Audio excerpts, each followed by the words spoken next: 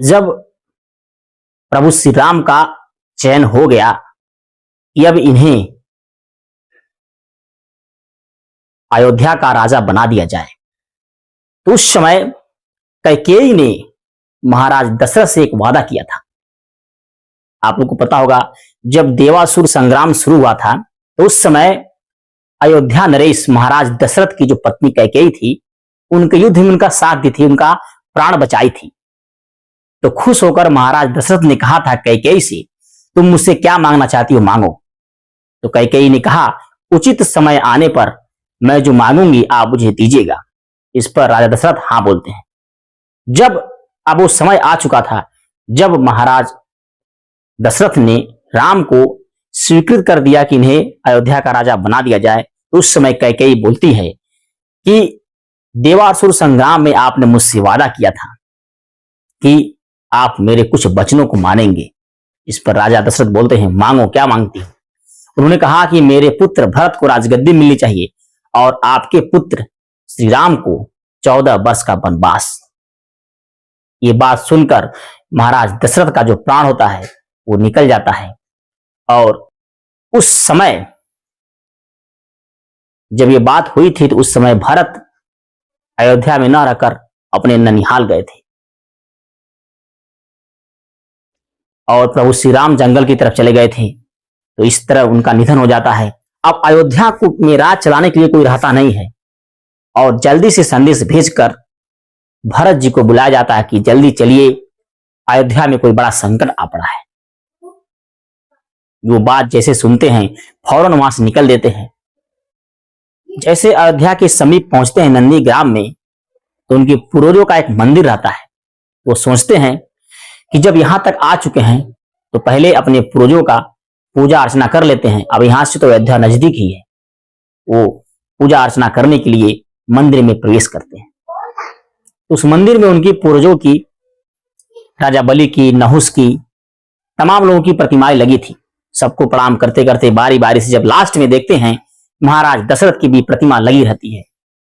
अब महाराज भरत तेज तो थे ही, वो अपने पिता की प्रतिमा देखकर तुरंत आकलन कर लेते हैं कि उनके पिता का निधन हो गया है। वो पुरोहित की तरफ देखते हैं, कहते हैं क्या हुआ। वो बोलता है महाराज दशरथ अब नहीं रहे।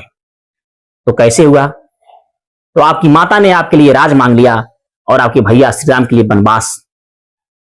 ये कटु वचन सुनकर महाराज जीवित न रहे और इस दुनिया से स्वर्ग लोक पर चले गए। इस पर भरत जी घोड़े पर बैठकर जल्दी से अयोध्या पहुंचते हैं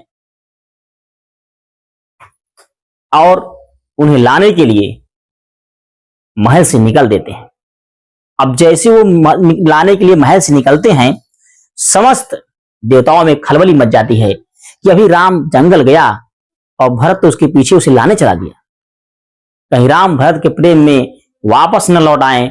सारे देवताओं में खलबली मचती है और वो सरस्वती से कहते हैं कि भरत की बुद्धि को फेरो।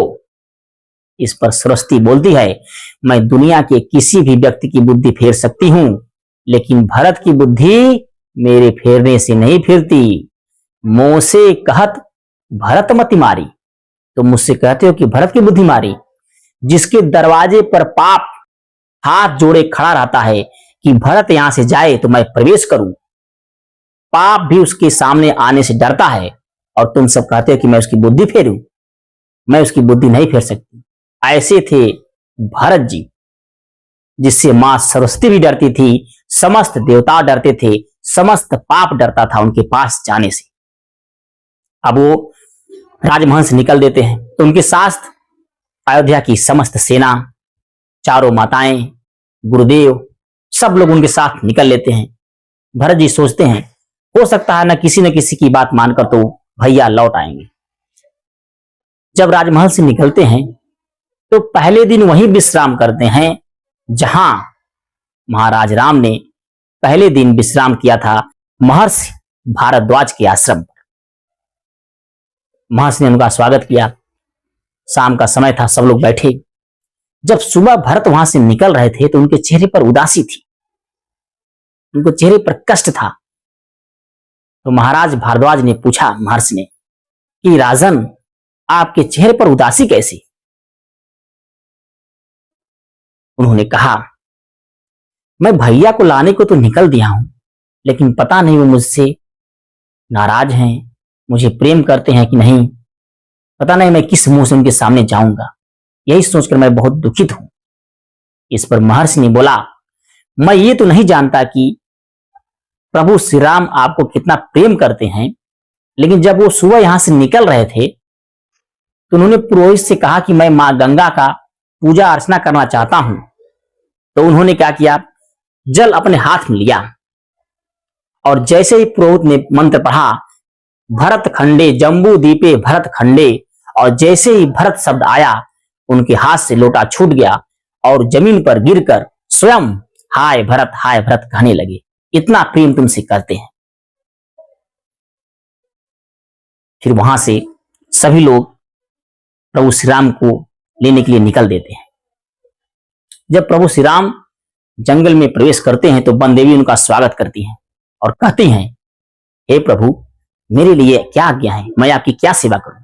इस पर प्रभु श्री राम बोलते हैं, हे मां, मैं तो अपना किसी तरह गुजर बसर कर लूंगा, तुम्हारे जंगल के पत्ते फल खाकर जीवित रह लूंगा और पत्तों पर सो लूंगा, लेकिन मेरा भरत मुझे खोजता हुआ, मेरा भाई मुझे खोजता हुआ इसी रास्ते से आएगा। अगर कर सकती हो तो इस रास्ते के सभी कांटों को हटा दो। इस पर बंदेवी बोलती हैं, जब आप इस रास्ते से चले आए हैं तो इस रास्ते से कांटों को हटाऊं या न हटाऊं, क्या फर्क पड़ता है? उन्होंने कहा कि मुझे खोजता मेरा भरत भाई इस रास्ते से आएगा, अगर उसे एक भी कांटे उसके पैरों में चुभ गए तो ये सोचकर बहुत रोएगा कि मेरे भैया के पांव में कांटे चुभे होंगे। ऐसे भरत लाल, ऐसे भ्रातृ प्रेम को हम क्या पूरी दुनिया सलाम करती। ऐसा था भरत का भ्रातृत्व भाई के प्रति। बंदेवी भी सुनकर उनके आंखों से आंसू आ जाता है और अंत में भरत जब प्रभु श्री राम के पास पहुंचते हैं तो कहते हैं कि भरत मेरे भाई, तुम जो कह दो वो मैं करूंगा।